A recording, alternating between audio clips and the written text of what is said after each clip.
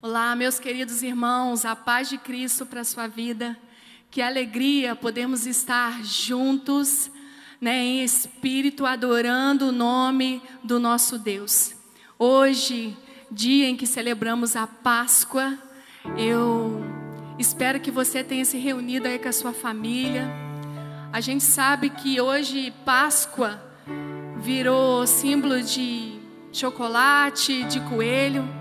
Mas nós, cristãos, entendemos que foi Jesus, é a morte de Cristo, o seu sangue vertido na cruz do Calvário, para nos salvar e nos dar vida eterna. Mas nós celebramos hoje também a ressurreição, porque Jesus, ele não ficou morto, ele ressuscitou ao terceiro dia, nos dando vida e vida eterna. Então nós vamos adorar. Nós aqui, você aí na sua casa, feche seus olhos, levanta suas mãos. Você tem a liberdade de adorar a esse Deus. Que a gente possa nesta hora render louvores a Ele, dizendo: ó, quão lindo o seu nome é, quão maravilhoso o Senhor é. Tu és invencível, incomparável. O Senhor venceu a morte e nós te rendemos glória por isso. Então faça isso, adore ao Senhor juntamente conosco.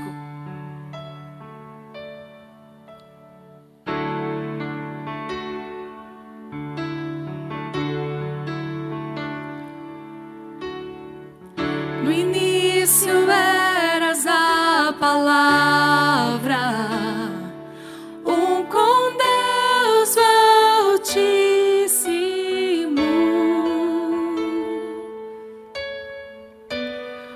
Mistério de sua glória, Cristo em ti se revelou.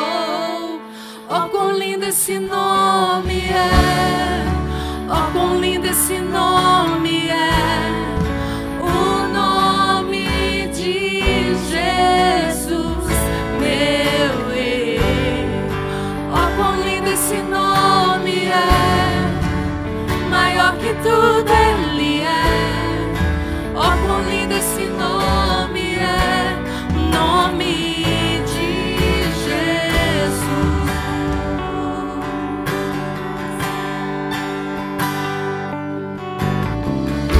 Deixou o céu para buscar-nos, veio para nos resgatar. Obrigada, Jesus. Amor maior que o meu pecado, nada vai nos separar. Oh, quão maravilhoso é! Oh, quão maravilhoso é o nome de Jesus, meu Rei. Oh, quão maravilhoso é! Maior que tudo Ele é. Oh, quão maravilhoso é o nome de Jesus. Oh, quão maravilhoso é o nome de Jesus.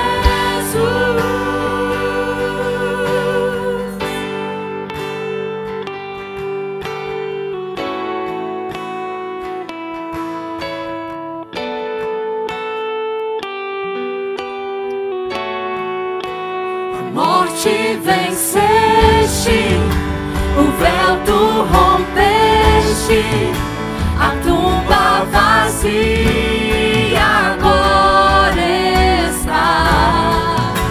O céu te adora, proclama tua glória, pois ressuscitaste viva.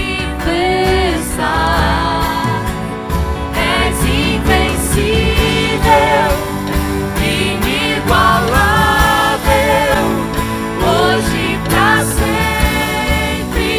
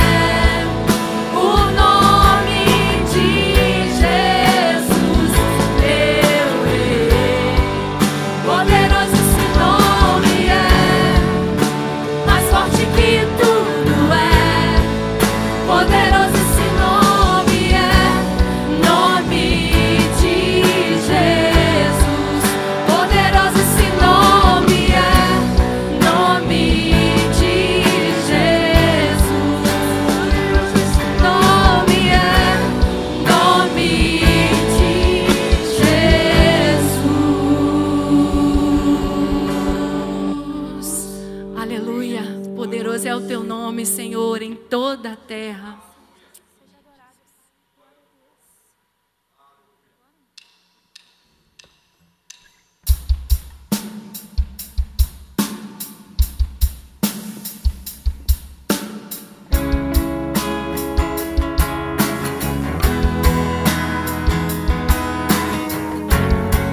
Adorar aquele que virá com todo poder e glória, buscar a sua igreja.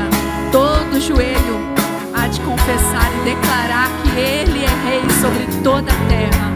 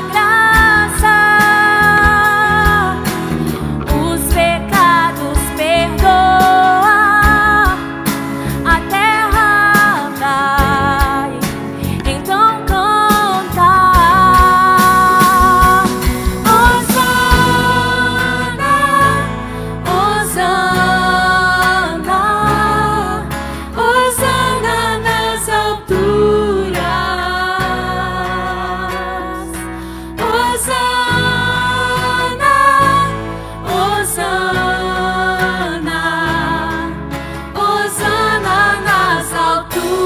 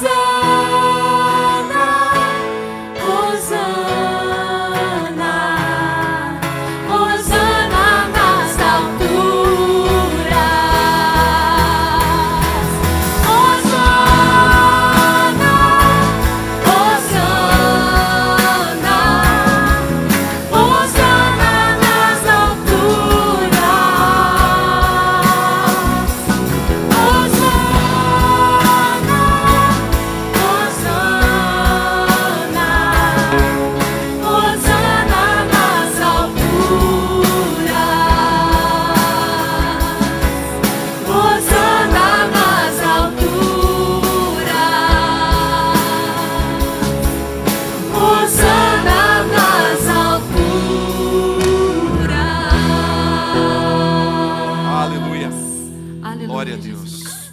Glória a Deus. Aleluia. Glória a Deus. Queridos, nós louvamos a Deus pela sua graça, pela sua provisão, louvamos a Deus pela sua bondade, louvamos a Deus também pela compreensão que cada um de vocês tem tido através da palavra, né, em serem generosos, assim como Deus tem sido generoso conosco. E a palavra de Deus nos diz que Cristo, sendo rico, se fez pobre por nós. Nós temos tido essa oportunidade de também, nesse tempo que tem sido difícil para muitas pessoas, a gente poder exercer a generosidade como um ato de graça que o Senhor Deus tem nos dado. E eu queria estar sugerindo a você, né, que você estivesse sensível, né, aquelas pessoas que estão à sua volta, de repente algum parente, ou mesmo um vizinho, ou alguém do trabalho que nesse tempo, né, tem tido a sua renda, os seus ganhos aí de uma forma meio que abrupta, né, tendo perdido, né, que você possa ser generoso com essas pessoas, às vezes levando, né, o alimento, ou até mesmo pagando até um tipo de conta de água ou de luz, né, que você esteja sensível a isso. Nós vamos estar honrando a Deus com as nossas ofertas, com os nossos dízimos, e eu louvo a Deus porque o Senhor, Ele tem cuidado de nós, e nós vamos estar fazendo essa oração por você, né, pelo seu trabalho, pela nossa cidade, pelo nosso estado, pela nossa nação, né, para que nesse tempo a gente possa ser generoso e a gente possa estar sensível à necessidade do outro. O pastor Fabrício vai nos conduzir nesta oração. Senhor nosso Deus e nosso amado Pai, nós te louvamos, ó Deus, porque estamos em tua presença. Agradecemos, ó Deus, o teu cuidado, o teu amor, o teu carinho para com cada um de nós. Saímos e ao retornarmos temos uma casa para repousarmos quando voltamos do nosso trabalho. Sentamos, ó Deus, à mesa para saborear a comida que o Senhor provê para nós. Temos uma família, temos amigos, temos uma igreja, mas acima de tudo, ó Pai, nós temos o Senhor Jesus, autor e consumador da nossa fé.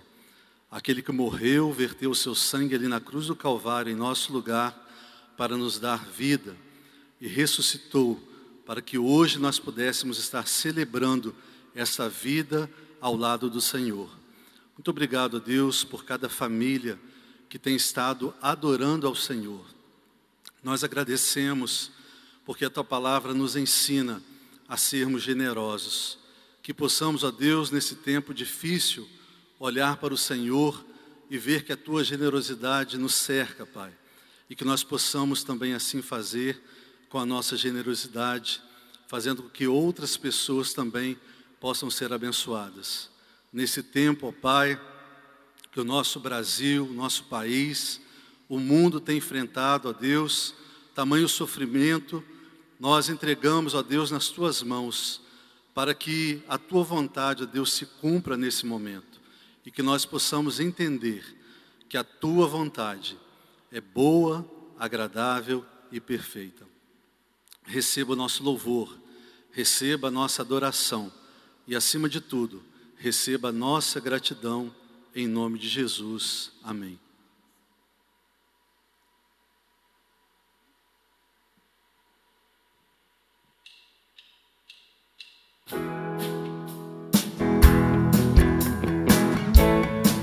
Vamos continuar agradecendo e engrandecendo o nome do Senhor.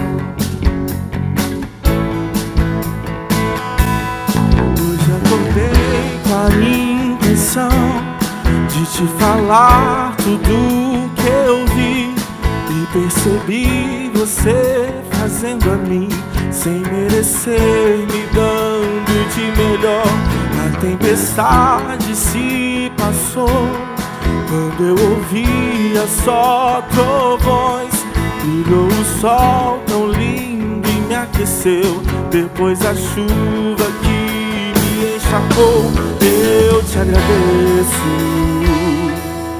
só te agradeço. Eu te agradeço por toda a graça que me deu, todo o amor que ofereceu, sem merecer. Eu te agradeço,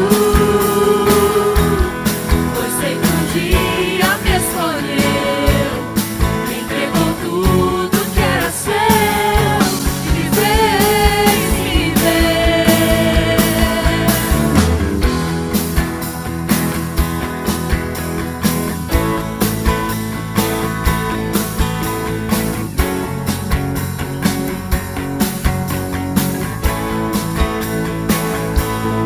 Hoje acordei com a intenção de te falar tudo que eu vi e percebi você fazendo a mim sem merecer, me dando de melhor. A tempestade se passou quando eu ouvia só trovões. Brilhou o sol tão lindo e me aqueceu. Depois da chuva que me encharcou, eu te agradeço, só te agradeço. Eu te agradeço Por toda a graça que me deu, todo o amor que ofereceu, sem eu merecer. Eu te agradeço, pois sei que um dia me escolheu, me entregou tudo que era seu e me fez viver. Eu te agradeço por toda a graça que me deu, todo o amor que ofereceu, sem eu merecer.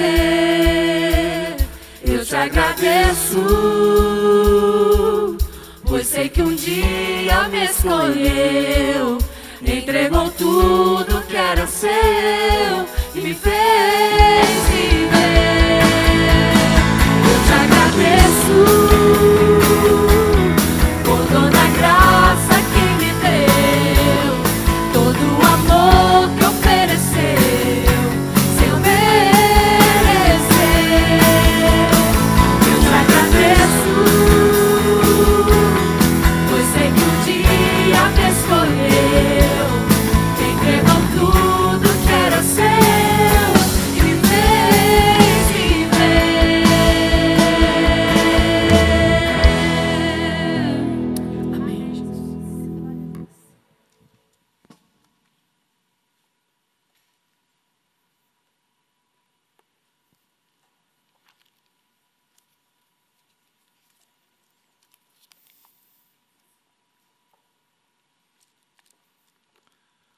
Bem, feche os seus olhos, vamos fazer mais uma oração. Pai, nós queremos te agradecer pelo privilégio que nós temos de poder ouvir a Tua palavra, mesmo, Senhor, que de uma forma remota, ó Deus, e que o Senhor abrevie esse tempo, ó Deus, para que o mais rápido possível nós possamos estar junto com os nossos irmãos, em comunidade, ó Deus, com abraços, com sorrisos, ó Deus, e comunicando algum dom, ó Deus, que o Senhor tem nos concedido nessa igreja, nesta comunidade, em nome do Senhor Jesus Cristo.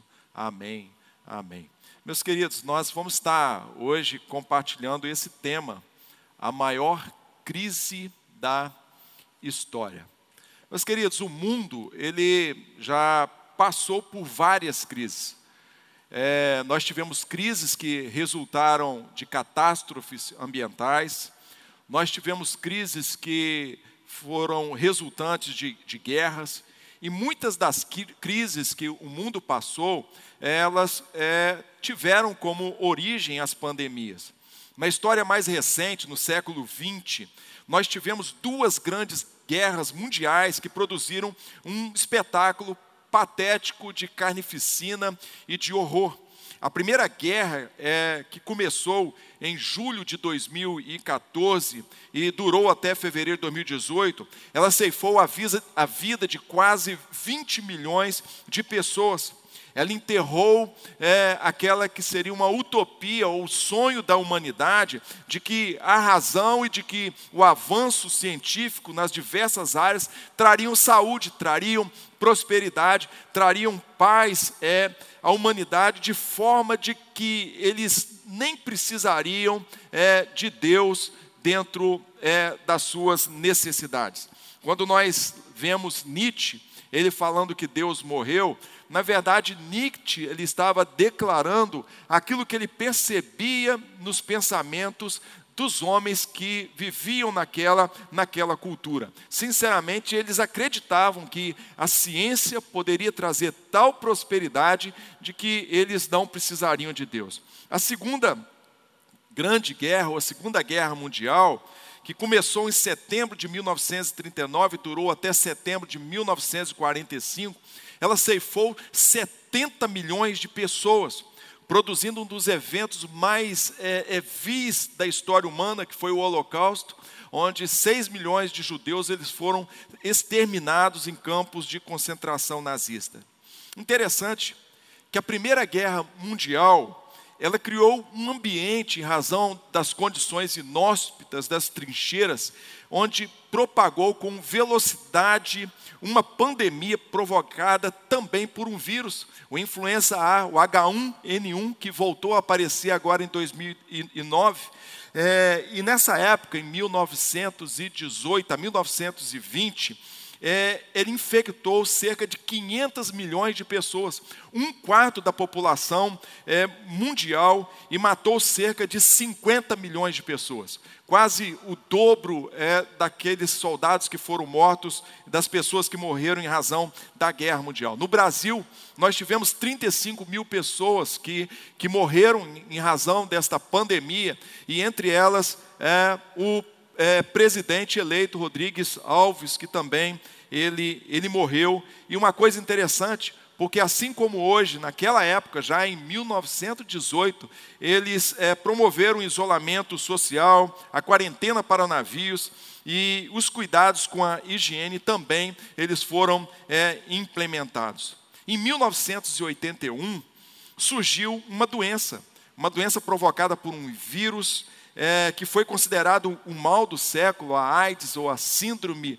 da imunodeficiência adquirida, e até 2018 havia matado 35 milhões de pessoas. Atualmente, nós vivenciamos mais uma pandemia resultante desse contágio, desse vírus, coronavírus, e com certeza não será a última pandemia que a humanidade vai experimentar. E dizem alguns especialistas que depois da Segunda Guerra Mundial, este é o grande desafio da humanidade. Contudo, por mais que a gente tenha sofrido ou esteja sofrendo com esta situação, e uns mais do que os outros, nenhuma dessas crises provocadas por estes eventos foi ou é a maior tragédia que viveu a espécie humana. Na verdade, a maior crise da história deu causa a todas essas outras crises. A Bíblia, que não é um livro de religião, mas conta a verdadeira história da humanidade, essa história pública, uma história em 6 atos que começa na criação e termina com a restauração de todas as coisas, inclusive o planeta Terra. Ela chama esta crise de queda. E como uma patologia, uma doença que se busca e encontra no remédio, também esta queda ela tem um remédio, né, que vai exterminar o mal que ela trouxe ao coração do homem. Em Gênesis capítulo 3, versículo 1 ao versículo 24, ele descreve essa crise. E diz assim o texto bíblico: ora, a serpente era a mais astuta de todos os animais selvagens e que o Senhor tinha feito. E ela perguntou à mulher: foi isto mesmo que disse? Não coma nenhum desse fruto das árvores do jardim? Respondeu a mulher à serpente: podemos comer do fruto das árvores do jardim, Mas Deus disse: não comam do fruto da árvore que está no meio do jardim, nem toquem nele, do contrário vocês morrerão. Disse a serpente à mulher: certamente não morrerão. Deus sabe que no dia em que deles comerem, seus olhos se abrirão, e vocês, como Deus, serão conhecedores do bem e do mal. Quando a mulher viu que a árvore parecia agradável ao paladar, era atraente aos olhos, e além disso, desejável para ela se obter discernimento, tomou do seu fruto e comeu, e o deu ao seu marido, que comeu também. Os olhos dos dois se abriram, e perceberam que estavam nus, então juntaram folhas de figueira para cobrir-se. Ouvindo o homem que a sua mulher, os passos do Senhor Deus, que andava pelo jardim quando soprava a brisa do dia, esconderam-se da presença do Senhor Deus entre as árvores do jardim. Mas o Senhor Deus chamou o homem, perguntando: onde está você? E ele respondeu: ouvi teus passos no jardim e fiquei com medo, porque estava nu, por isso me escondi. E Deus perguntou: quem disse que você estava nu? Você comeu do fruto da árvore da qual o proibi de comer? Disse o homem: foi a mulher que me deste por companheira, que me deu do fruto da árvore, e eu comi. O Senhor Deus perguntou então à mulher: que foi que você fez? Respondeu a mulher: a serpente me enganou e eu comi. Então o Senhor Deus declarou à serpente: uma vez que você fez isso, maldita é você entre todos os rebanhos domésticos, e entre todos os animais selvagens. Sobre o seu ventre você rastejará, e pó comerá todos os dias da sua vida. Porém, inimizade entre você e a mulher, entre a sua descendência e o descendente dela. Este ferirá a sua cabeça, e você lhe ferirá o calcanhar. A mulher declarou: multiplicarei grandemente o seu sofrimento na gravidez. Com sofrimento você dará à luz seus filhos. Seu desejo será para o seu marido, e ele a dominará. E ao homem declarou: visto que você deu ouvidos à sua mulher, e comeu do fruto da árvore da qual ordenei a você que não comesse, maldita é a terra por sua causa. Com sofrimento você se alimentará dela todos os dias da sua vida. Ela lhe dará espinhos e ervas daninhas, e você terá que alimentar-se das plantas do campo. Com o suor do seu rosto você comerá o seu pão, até que volte à terra, visto que dela foi tirado, porque você é pó, e ao pó voltará. Adão deu à sua mulher o nome de Eva, pois ela seria a mãe de toda a humanidade. O Senhor Deus fez roupas de pele, e com elas vestiu Adão e sua mulher. Então disse o Senhor Deus: agora o homem se tornou como um de nós, conhecendo o bem e o mal. Não se deve, pois, permitir que ele tome também do fruto da árvore da vida, e coma e viva para sempre. Por isso o Senhor Deus o mandou embora do jardim do Éden, para cultivar o solo da qual fora tirado.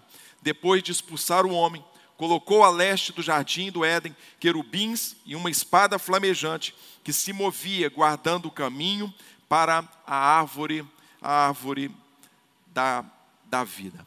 Algumas cenas que nós precisamos olhar nesta macro história, nesta história fundamental, e que afeta as nossas histórias individuais, e que a nossa história ela se situa nela. A primeira cena é a criação. Gênesis capítulo 1, versículo 1, diz que no princípio criou Deus os céus e a terra. Meus queridos irmãos, essa declaração aparentemente simples, mas quando a gente olha de uma forma atenta, ela define a origem de 3 elementos básicos, principais com os quais a ciência trabalha: o tempo, o espaço e a matéria. Veja a ordem que está no versículo 1. No princípio, o tempo, Deus criou os céus, espaço e a terra, a matéria. Esta declaração, ela também refuta as principais teorias da origem do universo, Big Bang, e também a principal teoria da origem da vida formulada pelo cientista Oparin Haldane, que excluem Deus desse processo. O ganhador do prêmio Nobel de Física em 1927, Arthur Rollin Compton, ele revela aquilo que deveria ser óbvio para todos nós. Ele diz o seguinte: para mim, a fé começa com a compreensão de que uma inteligência suprema trouxe o universo à existência e criou o homem. Não é difícil para mim ter esta fé, pois o universo organizado e inteligente testifica a favor da maior afirmação já pronunciada: no princípio criou Deus. Também eu queria considerar com vocês de que o relato de Gênesis não é um mito. O relato de Gênesis não é uma lenda. Haja vista que o Senhor Jesus e também Paulo, o apóstolo, eles vão mencionar esse relato nos seus escritos como algo muito real. Gênesis capítulo 1 nos apresenta Deus como uma pessoa infinita, eterna, incriada, que por suas ações infinitas traz toda a criação à existência. A Bíblia nos induz a entender que o universo ele foi criado do nada, e isso significa que antes que Deus principiasse a criação do universo, onde nada existia, Deus ele já existia. São Tomás de Aquino, ele disse que Deus ele é a causa das causas não causadas. Toda a criação, e não só o homem, tem um propósito de revelar a glória de Deus. O Salmo 19, versículo 1, nos diz que os céus, eles declaram a sua glória e o firmamento anuncia a obra das suas mãos. O ápice desta criação em Gênesis é a criação da humanidade. Gênesis capítulo 1, versículo 26 ao versículo 28, diz-nos o seguinte: então disse Deus: façamos o homem a nossa imagem, conforme a nossa semelhança. Domine ele sobre os peixes do mar, sobre as aves do céu, sobre os grandes animais de toda a terra, e sobre todos os pequenos animais que se movem rente ao chão. Criou Deus o homem à sua imagem. A imagem de Deus o criou, homem e mulher o criou. Deus os abençoou e lhes disse: sejam férteis e multipliquem-se, enchem a terra e subjuguem a terra. Dominem sobre os peixes do mar, sobre as aves do céu e sobre todos os animais que se movem pela terra. Meus queridos irmãos, homens e mulheres foram criados para se relacionarem em intimidade com Deus. No Éden, que era uma espécie de oratório, Deus ele caminhava regularmente com o homem, e por vontade própria, esse homem glorificava e adorava ao Criador Deus. Eles então, naquilo que eu já falei há 2 semanas atrás, eles estavam nessa dança da Trindade, onde eles adoram a Deus, onde eles glorificam a Deus, e também se alegram e encontram satisfação em Deus, vivendo o shalom, vivendo a plenitude da vida como imagem e semelhança de Deus, representando-o na criação, exercendo o governo, criando culturas e voltando sempre para poder adorar, glorificar e agradecer a Deus. Mas no capítulo 3, como numa peça de teatro, nós temos esse segundo ato dessa história de Deus. Um conflito se estabelece, a queda, a rebelião no reino de Deus. A segunda cena é exatamente essa, a queda. Ouça, todos nós, por experiência própria, sabemos que o mundo em que nós vivemos está profundamente ferido. Nós olhamos ao nosso redor e falamos conosco mesmo: não era para ser assim. Alguma coisa está errada com o mundo. Alguma coisa nos traz uma certa estranheza. Todos nós, isso é visto nas histórias seculares ou até mesmo nos filmes, nós almejamos por uma redenção, pois nós habitamos num planeta em que a gente percebe que alguma coisa está errada. Se nos 2 primeiros capítulos de Gênesis, Deus olha o homem criado e diz que foi muito bom, nós não podemos dizer o mesmo. Embora a graça comum esteja na vida dos homens, e os homens têm feito coisas boas, os homens têm nos trazido beleza, né? A medicina tem nos propiciado bons medicamentos. Nesse momento, os cientistas estão trabalhando quase 24 horas por dia, com pouco descanso, para tentar encontrar uma vacina para a Covid-19. Mas há outros, no entanto, que têm destruído e têm devastado aquilo que nós deveríamos cuidar, que Deus nos responsabilizou para que nós cuidássemos. O que aconteceu? Eu queria chamar a sua atenção, pois faz parte desse conceito da imagem e semelhança de Deus, a liberdade de escolha. Adão e Eva, eles possuíam essa liberdade de amar a Deus, mas também podiam optar em não amar a Deus. Logo, essa liberdade dos nossos pais traz também a possibilidade da experiência da tentação. Veja que em Gênesis capítulo 2, versículo 9, Deus colocou no jardim essa misteriosa árvore do bem e do mal. A serpente, o diabo, que em Apocalipse vai ser chamada de Satanás, tenta Eva e indiretamente a Adão a comerem dessa árvore, lançando dúvidas sobre a palavra de Deus, lançando dúvidas sobre a bondade inerente de Deus, enganando os nossos pais de que eles seriam iguais a Deus, contradizendo tudo o que Deus lhes ordenara. Esta árvore, ela representa a tentação do homem ser autônomo, de buscar o seu próprio Deus, de serem Deus de si mesmos. O ato da desobediência de Adão e de Eva foi como um marco zero que trouxe o vírus do pecado para dentro da raça humana. Nós não estamos mais em continuidade com aquele bom começo. Esta calamidade, esta rejeição a Deus vai infectar com o mal todos os acontecimentos depois da queda. Como um vírus invisível, mas que deixa perceptível os efeitos de hospedarmos no coração o pecado. A consequência dessa rebelião lá no início é que a percepção de si mesmo e do relacionamento um com o outro são despedaçados.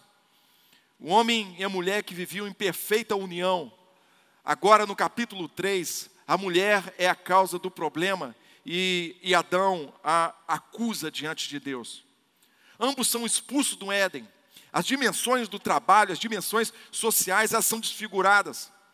Embora o homem não morresse fisicamente de imediato, a comunhão com Deus ela foi interrompida e o coração corrompeu-se. A mente do homem encheu-se de pensamentos egoístas. Os seus olhos eles se escureceram para a beleza do Criador. E ao invés deles dançarem essa dança com a Trindade, em adoração, em satisfação, em alegria diante de Deus, agora eles dançam com a morte, contando o tempo ou contando os dias para que pudessem voltar ao pó. Mas ouça uma coisa, não somente Adão e Eva são culpados do pecado, mas todos nós trazemos a culpa pelo pecado. Romanos capítulo 3, versículo 23, Paulo escreve o seguinte: todos pecaram e destituídos estão da glória de Deus. Este vírus, o pecado, ele infectou toda a humanidade. Talvez isso não faça sentido para essa geração ensimesmada, esta geração que é amante de si mesmo. Talvez não faça sentido o versículo 10 do capítulo 3 de Romanos, em que Paulo diz que não há um justo sequer, nenhum sequer. Por isso é importante, por isso é crucial para as nossas vidas, que nós entendamos a profundidade da natureza do nosso pecado. Se nós não tivermos consciência de que tão grave é o pecado de rejeitar a Deus, dificilmente nós entenderemos as boas novas do Evangelho de Jesus. Se nós não tivermos a consciência de que o pecado permeia as profundezas do nosso coração e que a corrupção ela é nossa e que nós mesmos não podemos limpar, nós não compreenderemos a necessidade de um Salvador. Se nós não tivermos a consciência de que nós não somos vítimas, mas que nós somos réus, nós não compreenderemos a morte sacrificial de Cristo Jesus. Ouça, Uma das afirmações mais amedrontadoras de toda a Bíblia é Romanos capítulo 3, versículo 19. Essa afirmação de Paulo, ela acontece no final da sua acusação de que a humanidade, primeiro os gentios e depois os judeus, estão debaixo do pecado e completamente injusta diante de Deus. E sobre isso, a conclusão de Paulo é o seguinte: para que se cale diante dele toda a boca e todo mundo seja culpável perante Deus. Ainda em Romanos capítulo 6, versículo 23, Paulo declara o seguinte: o salário do pecado é a morte. E ele se refere não apenas à morte física, mas à morte espiritual, uma separação entre o ser ímpio, entre o ser pecador e a presença de Deus santo e justo. O pecado, meus queridos irmãos, ele é uma doença cuja cura não está nas ações humanas, cuja cura não está na religião. A cura, o antídoto para essa doença está no próprio Deus. Mas ouça, mesmo nesse capítulo 3, que descreve a pior de todas as tragédias humanas, há dois momentos que me encantam, demonstrando que o Criador, ele não desistiu do homem. Que o Criador, ele não deixou de amar aquele que ele criou e que foi a criação, a coroa de toda a criação. O primeiro está no versículo 15. No versículo 15, fala dessa oposição do diabo à obra de Cristo, fala desta guerra cósmica através dos séculos, e fala do desfecho dessa batalha na cruz do Calvário, onde o diabo feriria os pés de Cristo Jesus, e que Cristo lhe feriria ou esmagaria a sua cabeça. Aqui nós temos aquilo que os teólogos chamam de proto-evangelho. Aqui já nós temos essa promessa, a promessa da cruz, a promessa desse resgate, dessa reconciliação do homem para com Deus. O segundo está no versículo 20. Adão e Eva se veem nus. E no Antigo Testamento, remover as roupas de alguém podia significar que ele estaria privado da sua herança. Deus matou o animal inocente. Deus fez roupas e vestiu Adão e a Eva. E fica claro aqui esse conceito de um sacrifício substitutivo, de um inocente morrendo pelo pecador.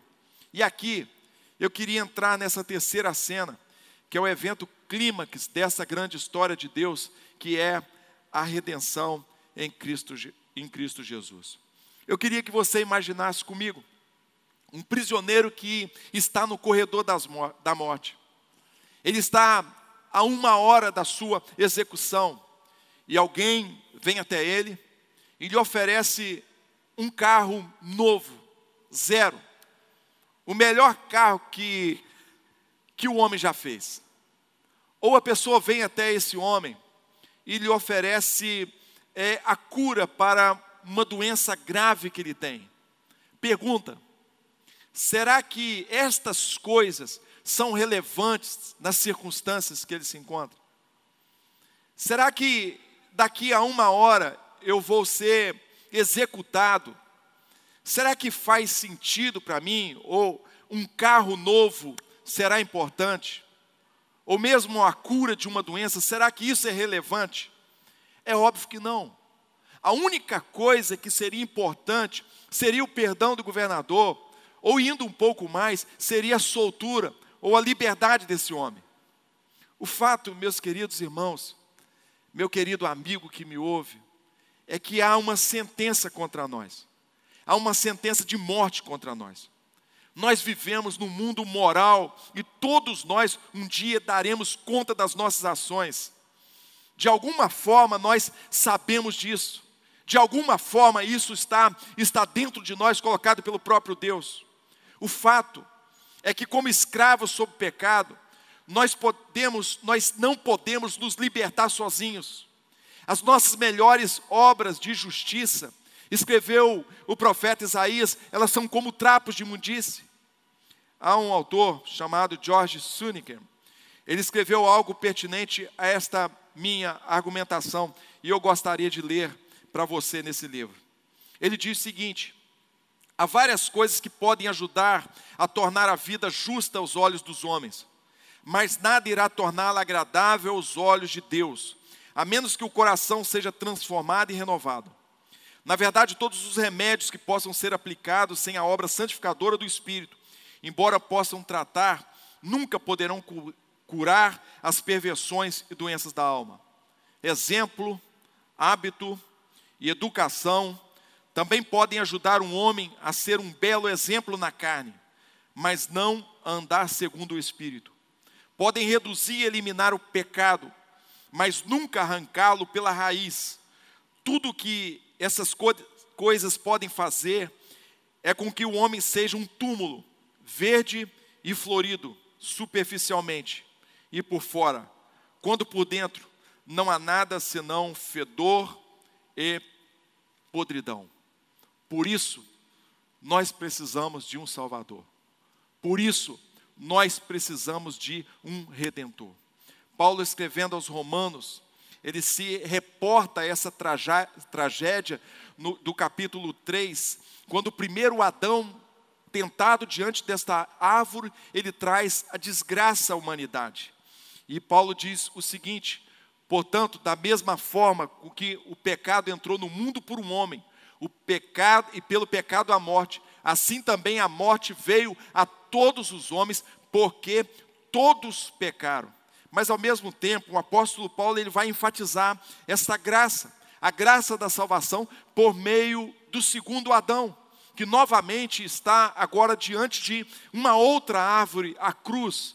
E o apóstolo Paulo diz o seguinte: entretanto, não há comparação entre a dádiva e a transgressão, pois se muitos morreram por causa da transgressão de um só, muito mais a graça de Deus, isto é, a dádiva pela graça de um só homem, Jesus Cristo, transbordou para muitos. Se pela transgressão de um só, a morte reinou por meio dele, muito mais aqueles que recebem de Deus a imensa provisão da graça e da dádiva da justiça, reinarão em vida por meio de um único homem, Jesus Cristo. Meus queridos irmãos, na cruz, Cristo, o Cordeiro de Deus, ele toma o lugar da humanidade como um resgate pelo seu próprio sangue. A ideia de redenção, da libertação mediante um preço, está na cabeça de Jesus na cruz. Quando ele pronuncia uma das 7 palavras da cruz, aliás, a última palavra, que é a mesma quando um juiz, quando um criminoso era libertado, cumpria a sua sentença e trazia ali a sua cédula, esse juiz ele dava um carimbo, como que aquela sentença já havia sido cumprida. E a palavra no grego era tetelestai. E Jesus, quando termina essa sua obra na cruz, a última palavra que ele diz é exatamente tetelestai, tudo está consumado, o preço ele foi pago. A morte de Cristo, ela foi uma troca por nossa vida. A redenção, ela só é possível pelo sangue. Na cruz, os nossos pecados, eles foram expiados, ou seja, o registro dos pecados, eles foram cancelados, eles foram apagados. Paulo, escrevendo aos Colossenses, capítulo 2, 14, nos diz que ele cancelou a escrita de dívida que consistia em ordenanças e que nos era contrária, ele removeu pregando-a na cruz.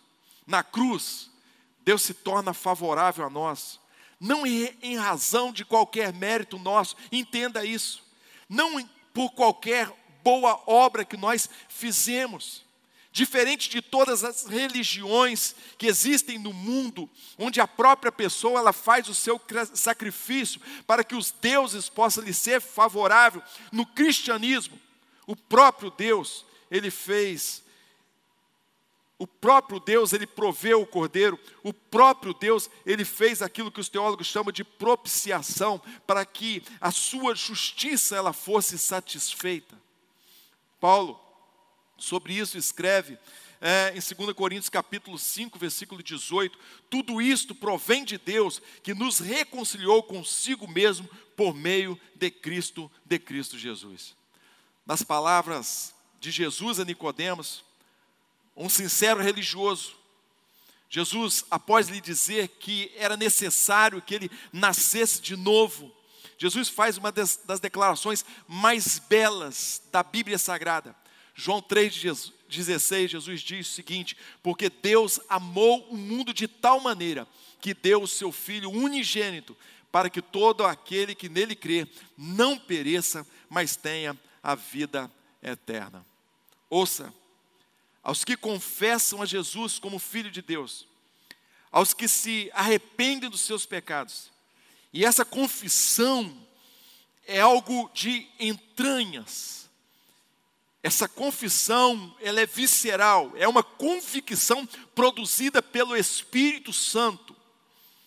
Paulo diz em Romanos capítulo 8, versículo 1, portanto, agora nenhuma condenação há para os que estão em Cristo Jesus, que não andam segundo a carne, mas segundo o Espírito.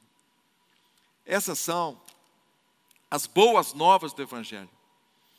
Muito mais preciosa que a boa notícia da descoberta para o Covid-19.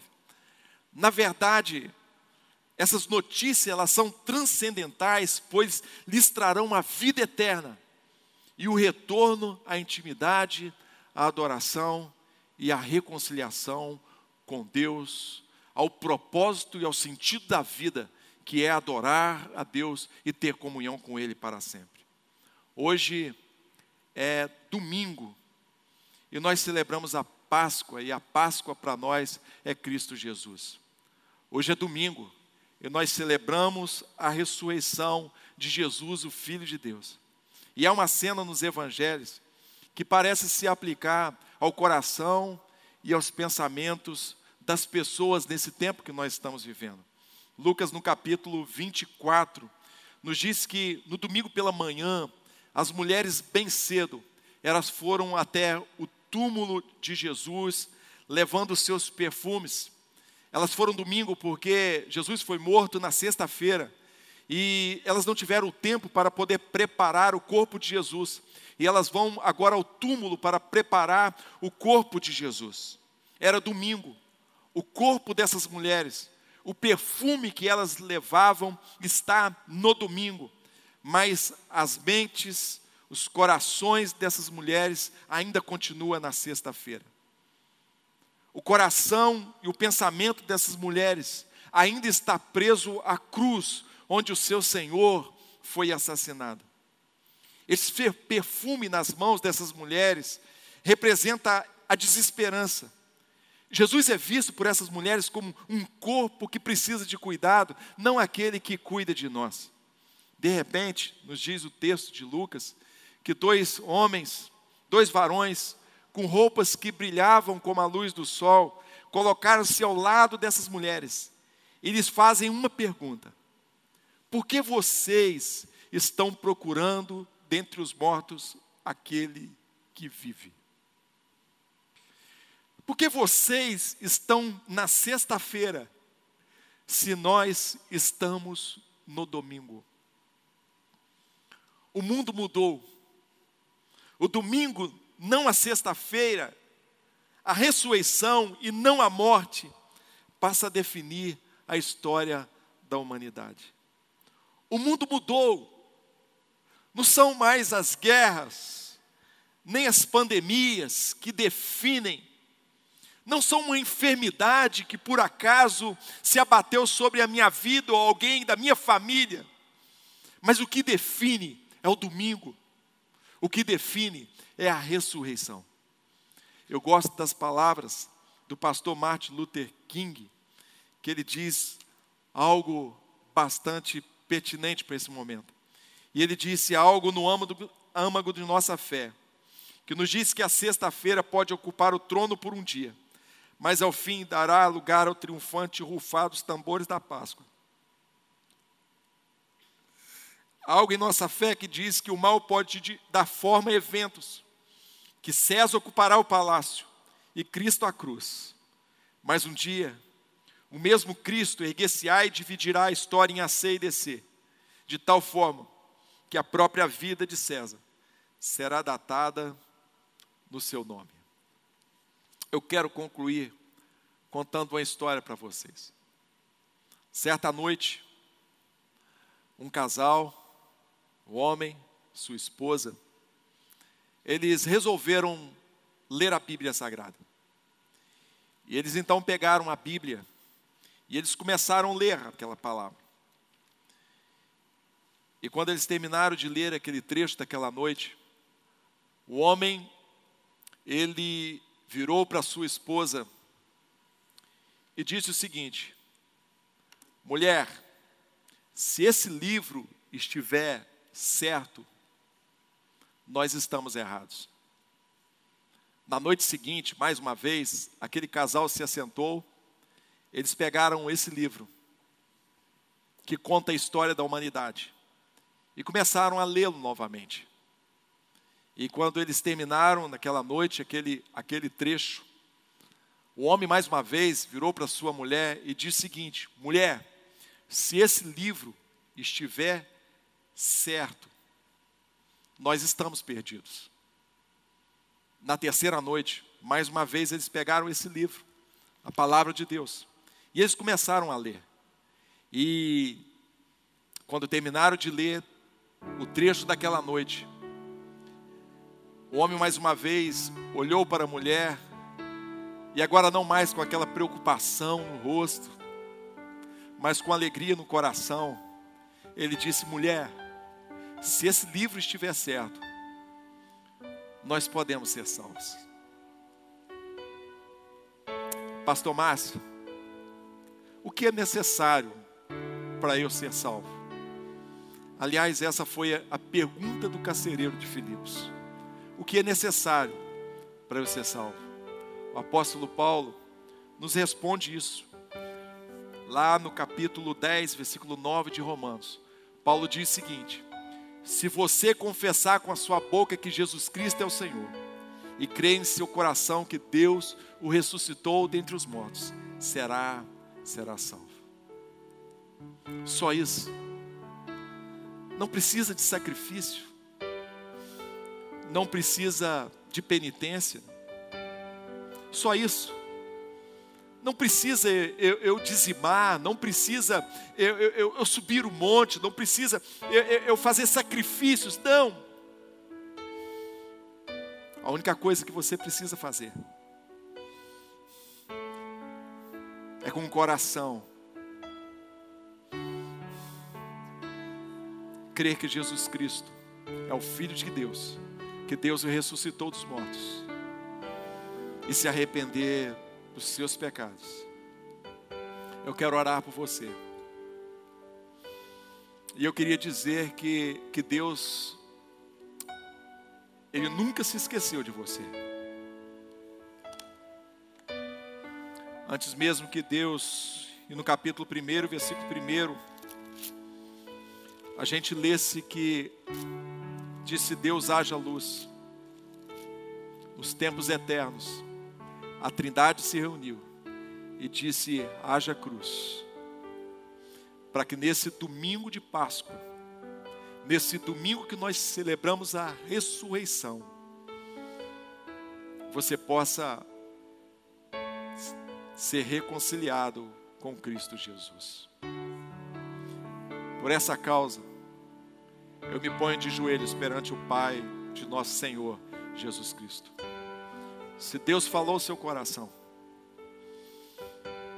e se você quiser entregar a sua vida a Cristo Jesus, eu queria que você fechasse seus olhos, e eu vou estar fazendo uma oração por você. Pai, nós te louvamos, Senhor Deus, porque Tu és bom, porque a sua misericórdia dura para sempre. Nós te adoramos, Senhor, pela sua longanimidade, essa capacidade, Senhor, de suportar as nossas ofensas. Nós te adoramos, Senhor Deus, porque a sua graça não olha a feiura do nosso coração, nem se nós alcançamos os padrões que a religião, ó Deus, um dia estabeleceu. Não, Senhor. A sua graça, Senhor, ó Deus, nos abraça. Ó Deus, a sua graça, ó Deus, nos põe de pé. A tua graça, Senhor, nos levanta. ó Deus, para que a gente possa experimentar as riquezas de Cristo Jesus. Nós confessamos os nossos pecados e cremos sim, Jesus, que o Senhor é o Filho de Deus, não um profeta, não é energia, mas Tu és o Filho de Deus. Ó Deus, eu oro junto com essa pessoa, ó Deus, entregando, ó Deus, a sua vida, ó Deus, a Cristo Jesus. Pai, ó Deus, eu oro pela vida de cada pessoa, de cada irmão, ó Deus, que nesse momento, junto com a sua família, ó Deus, cultua a Deus conosco, Senhor.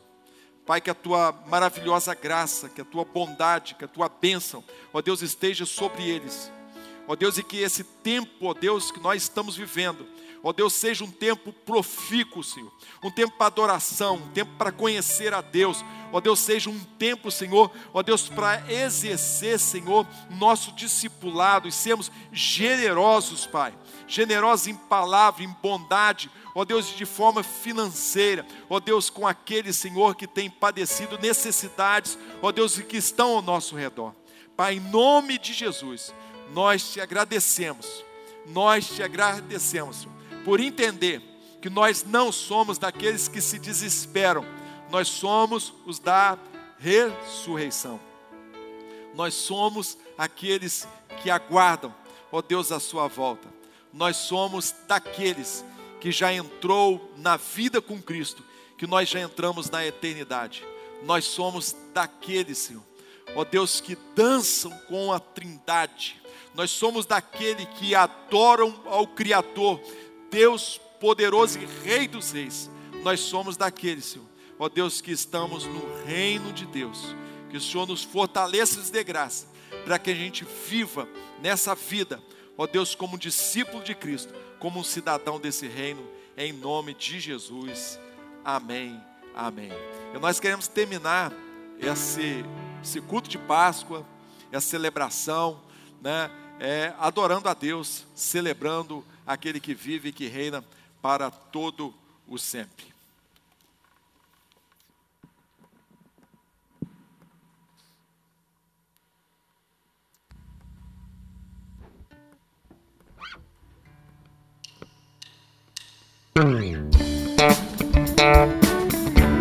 Glórias ao Teu nome, Senhor.